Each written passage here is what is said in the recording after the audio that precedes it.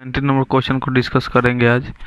बहुत लोगों का प्रॉब्लम है ये क्वेश्चन में दिया क्या है कि x is equal to 2/3 and x is equal to -3, ये दो रूट्स हैं एक पोलिनोमियल के px is equal to ax² plus 7x plus b, और हम लोग को फाइंड आउट करना है a और b का वैल्यू।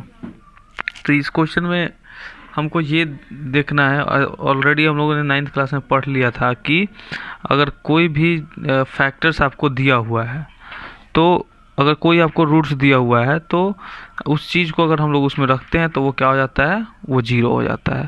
तो ये चीज़ को हम लोग दिमाग में रखते हुए इसको आगे बढ़ाएंगे।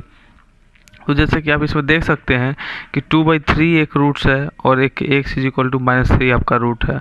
इट मीन्स कि अगर x को अगर इस पोलिनोमियल में हम रखते हैं तो ये x को इसमें रखने पे इसका वैल्यू क्या हो जाएगा, जीरो। क्योंकि हम लोग पढ़े हुए थे कि अगर कोई भी पोलिनोमियल का अगर हम लोग रूट्स निकालते हैं तो वो उसको सेटिस्फाई करता है, वो उसको जीरो के इक्वल करता है। इसलिए अब हम लोग x इज इक्वल टू 2/3 जो हम लोग को दिया हुआ है उसको हम ये जो पोलिनोमियल है px is equal to ax² plus 7x plus b, इसमें x की जगह पे 2/3 रखेंगे तो क्या होगा, इसका टोटल वैल्यू जीरो आएगा। क्यों आएगा, क्योंकि ऑलरेडी इसने दिया हुआ है कि x जो है x इज इक्वल टू 2/3 जो है वो इसका रूट्स है, और जब रूट्स है इट मीन्स कि इसको इसमें रखने पे इसका ओवरऑल वैल्यू जीरो होगा। ऑलरेडी हम लोगों ने इस चैप्टर के शुरुआत में डिस्कस किया हुआ है। तो वही यहाँ पे मैंने लिखा है if 2/3 is the root of px then p 2/3 is equal to 0. It means if we put the value of 2/3 in the polynomial px is equal to ax² plus 7x plus b, then we get 0. तो हम लोगों ने x की जगह 2/3 रखा, जहाँ जहाँ x है उस सभी की जगह पे मैंने 2/3 रखा है। और नेक्स्ट स्टेप में p 2/3 की जगह पे मैंने 0 क्यों रखा, इसलिए क्योंकि मुझे पता है कि 2/3 इस पोलिनोमियल का क्या है, रूट्स है, जीरोज है। इट मीन्स कि जब हम लोग 2/3 रखेंगे तो इसका ओवरऑल इस पोलिनोमियल का वैल्यू कितना हो जाएगा, जीरो हो जाएगा। अगर क्यों, क्योंकि ये दिया हुआ है कि ये इसका रूट्स है। उसके बाद मैं इसको सोल्व करते जा रहा हूँ आगे, तो आगे मुझे ये पहला इक्वेशन मिल गया यहाँ पे। ठीक इसी तरीके से ऑलरेडी एक रूट्स और दिया हुआ है -3। अब -3 को हम लोग क्या करेंगे, -3 को भी रखेंगे। अब मैंने p -3 रखा, फिर इसको भी रखने पे ये जीरो हो जाएगा, जीरो हो गया। और इस दोनों इक्वेशन को हम लोग क्या करेंगे, सोल्व करेंगे। अब दोनों इक्वेशन को सोल्व करके देखते हैं कि कैसे ये a और b का वैल्यू आ जाता है। सोल्व करना तो सबको आता है, फिर भी मैं इसको सोल्व करके दिखाऊंगा कैसे दोनों का a और b का वैल्यू आता है। आप देख सकते हैं मैंने दो इक्वेशन तैयार कर लिया है, 4a plus 9b is equal to -42 and 9a plus b is equal to 21। अब इस दोनों इक्वेशन को सोल्व करके हमें a और b का वैल्यू लाना है। तो हम ऑलरेडी बताए हुए थे कि आपको क्या करना होता है कि एलिमिनेशन मेथड से आप बना सकते हैं, काफ़ी आसानी से ये बन जाता है। 9th क्लास में भी आप लोगों ने इस मेथड्स को थोड़ा बहुत पढ़ा होगा। अगर आप नहीं पढ़े हुए हैं तो मैं बहुत इसके आगे तो आपको पढ़ना है लीनियर इक्वेशन 2 वेरिएबल, लेकिन जिन लोगों को नहीं पता है कि 2 वेरिएबल्स को कैसे सोल्व करते हैं उनको मैं थोड़ा शॉर्ट में मैं इसमें बताना चाहूँगा कि इसमें आपको क्या होता है कि एक किसी भी टर्म को एलिमिनेट करना होता है। जनरली इस चीज़ को आप अभी आगे के चैप्टर से पढ़ेंगे लीनियर इक्वेशन 2 वेरिएबल, लेकिन एक क्वेश्चन यहाँ पे दे चुका है, इसलिए हम लोग इसको अब पढ़ना पड़ रहा है हमको।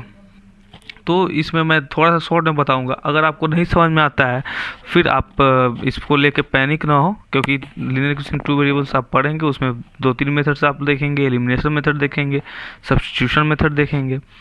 तो हम लोग इसमें क्या करते हैं कि आपको किसी एक के वैल्यू के जो कोफिशिएंट है, जैसे यहाँ पे b के आगे 9 है, यहाँ पे b के आगे 1 है, तो या तो आप इसको 9 कर लो तो ये दोनों इक्वल हो जाए, या फिर इसको 1 कर लो, या फिर यहाँ पे 9 यहाँ पे 4, कोई एक ऐसा वैल्यू लो जिससे ये दोनों क्या हो जाए, इक्वल हो जाए। इस दोनों का कोफिशिएंट या तो एक, मतलब मेरे कहने का मतलब है कि आप या तो ए के कोफिशिएंट्स को इक्वल कर लो या फिर बी के कोफिशिएंट को इक्वल कर लो। अब एक को इक्वल करने के लिए क्या करना होगा, अगर हम 9 से ऊपर में मल्टीप्लाई करते हैं 9 4 36 और 4 से नीचे करते हैं 9 में, 4 9 36, तो इक्वल दोनों का कोफिशिएंट इक्वल हो जाएगा।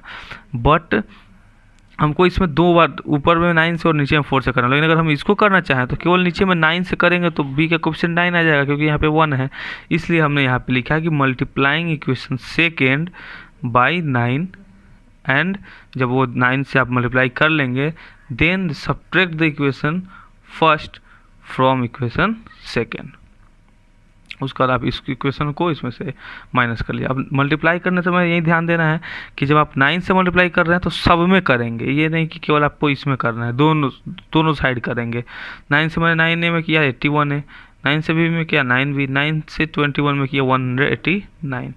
फर्स्ट इक्वेशन जो था उसको मैंने रख दिया। और चूंकि मैंने कहा कि मैं इसको क्या करूँगा, सब्ट्रैक्ट करूँगा, इसलिए आपको पता होगा, आप लोग पहले ही पढ़ चुके होंगे, छोटे क्लासों में भी 7th 8th में ये चीज़ पढ़ाई जाती है कि जब सब्ट्रैक्ट होता है तो फिर आपको नीचे का साइन क्या करना होता है, चेंज करना होता है। इसलिए यहाँ पे माइनस है, इसको मैंने प्लस कर दिया, ये प्लस है, इसको माइनस कर दिया, फिर यहाँ पे ये प्लस है, इसको मैंने माइनस कर दिया। उसके बाद अब ये प्लस माइनस कैंसिल आउट हो जाएंगे, 81 से 4 जाएगा 77 है, और इसको मैंने किया 231।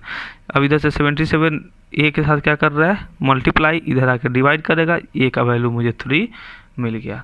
अब हम लोग इस ए के वैल्यू को पुट करेंगे दूसरे इक्वेशन किसी में कर सकते हैं, आप इक्वेशन फर्स्ट में कर सकते हैं या फिर आप इक्वेशन सेकेंड में कर सकते हैं। मैंने इक्वेशन सेकेंड में किया है। इक्वेशन सेकेंड क्या है, अब देखिए इक्वेशन सेकेंड है 9a + b = 21। अब यहाँ पे जो a है, इस a के जगह पे तो हमको वैल्यू मिल चुका है कि a का वैल्यू कितना है, a का वैल्यू 3 है, तो इसलिए इस a के वैल्यू को अब मैं इस a के जगह पे रखूँगा। तो नीचे में आप देख सकते हैं कि 9a था तो 9 × 3 + b = 21, 9 3 = 27 + b = 21, b = 21 - 27 that is की -6। तो ए और बी का वैल्यू आ गया। ओवरऑल इस क्वेश्चन में मैं यही बताना चाहूँगा कि आपको जब भी रूट्स दिया हुआ हो, इस तरह कोई भी क्वेश्चन मिले, आपको घबराने की ज़रूरत नहीं है। आपके जो वैल्यूज़ दिए गए हैं रूट्स के या फिर जीरो जो दिए गए हुए हैं, उसको बस उस पोलिनोमियल में रखिए और उसको जीरो के इक्वेट कर लीजिए, आपका वैल्यू आ जाएगा।